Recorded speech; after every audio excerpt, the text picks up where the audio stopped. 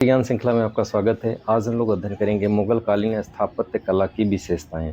मुगल कालीन मीन्स बाबर से लेके औरंगजेब तक जितने भी बिल्डिंग्स बनी हैं उनमें क्या विशेषताएं हैं, उन्हीं विशेषताओं के संदर्भ में अध्ययन करेंगे।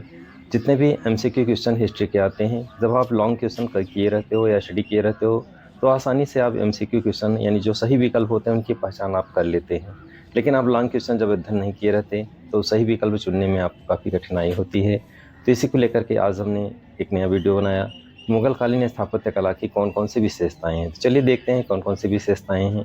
बाबर से लेके औरंगजेब तक जितने भी बिल्डिंग्स बनाई गई उन बिल्डिंग्स में क्या क्या विशेषताएं हैं, उन्हीं के संदर्भ में आज वीडियो में हम लोग अध्ययन करेंगे। ये विशेषता है ऊंचे चबूतरे का प्रयोग। जितने भी बिल्डिंग्स आपको मुगल कालीन बिल्डिंग्स दिखेंगी सभी में ऊंचे चबूतरे का प्रयोग किया गया। बहुतायत तो ऊंचे चबूतरे का प्रयोग किया गया है। सामान्यतः बिल्डिंग्स में आप हर जगह देखेंगे, चाहे मकबरे हो चाहे किले हों, जहाँ जहाँ पे आप जाएंगे हर जगह ऊंचे चबूतरे का प्रयोग किया गया है।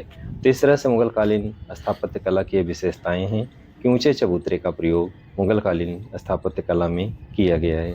दूसरी विशेषता है मुगल कालीन स्थापत्य कला की हर बिल्डिंग्स में लाल बलुए पत्थर का प्रयोग किया गया है। यह मुगल कालीन स्थापत्य कला की महत्वपूर्ण विशिष्टता है। इन्हें विशेषताओं के रूप में जाना जाता है कि मुगल कालीन स्थापत्य कला में लाल बलुए पत्थर का प्रयोग किया गया है और इस तरह से लाल बलुए पत्थर के कारण मुगल स्थापत्य कला अपने आप में अनूठा स्थापत्य कला है। मुगल कालीन स्थापत्य कला की अगली विशेषता है बिल्डिंग्स यानी भवन जितने भी बनाए गए हैं स्थापत्य कला के चारों तरफ बाग बगीचों का विशेष ध्यान दिया गया है। बाबर से लेके जितने भी लास्ट शासकों तक जितने भी बिल्डिंग्स आपको मिलेंगी चारों तरफ उद्यान का प्रयोग किया गया है। सुंदर हरियाली चारों तरफ मिलेगी, अच्छे गार्डन आपको दिखाई देंगे।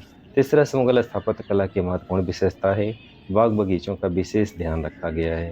मुगल कालीन स्थापत्य कला की अगली विशेषता है ऊंचे गुंबद का प्रयोग किया गया है। तो मुगल कालीन स्थापत्य कला में जितने भी आप बिल्डिंग्स देखेंगे उसमें ऊंचे गुंबद का प्रयोग किया गया है और ऊंचे गुंबद के प्रयोग के कारण मुगल कला अपने आप में एक अलग शैली के रूप में जानी जाती है। मुगल स्थापत्य कला की अगली विशेषता है नुकीले मेहराबों का प्रयोग। यानी मुगल कालीन स्थापत्य कला में नुकीले मेहराबों का प्रयोग किया गया है। यह मुगल स्थापत्य कला की महत्वपूर्ण विशेषता है। मुगल स्थापत्य कला की अगली विशेषता है रंग बिरंगे पच्चीकारी। यहाँ तक कि रत्नों की जड़ावत बिल्डिंग्स में दिखाई देती है। आगरा और अन्य भवनों में रत्नों की जड़ावत की गई है बिल्डिंग को और इस तरह से रत्नों की जड़ावट के रूप में मुगल स्थापत्य कला चरम पे पहुँच गई। तो ये मुगल कालीन कला की विशिष्ट विशेषता है रत्नों की जड़ावट, और रत्नों की जड़ावत उसकी कला में चार चांद लगा देते हैं। स्थापत्य कला की अगली विशेषता है सुंदर नक्काशी। यानी जितने भी भवन आपको मिलेंगे उसमें सुंदर नक्काशी की गई है। भवनों में सुंदर नक्काशी के कारण मुगल भवन अपने आप में विशिष्ट और कलात्मक दिखाई देते हैं। तो इस तरह से सुंदर नक्काशी के कारण भवन बहुत ही मनमोहक हो जाते हैं। ये मुगल कालीन स्थापत्य कला की महत्वपूर्ण विशेषता है।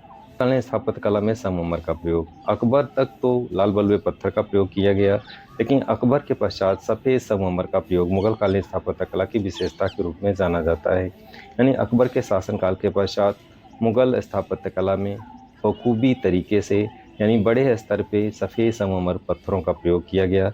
अभी तक लाल बलुए पत्थर का प्रयोग बहुतायत किया जाता था, लेकिन अकबर के पश्चात सफ़ेद संगमरमर का प्रयोग बिल्डिंग्स में किया जाने लगा, जो उसकी सुंदरता और भव्यता को और ज़्यादा निखार देता है और ज़्यादा ऊंचाइयों तक ले जाता है।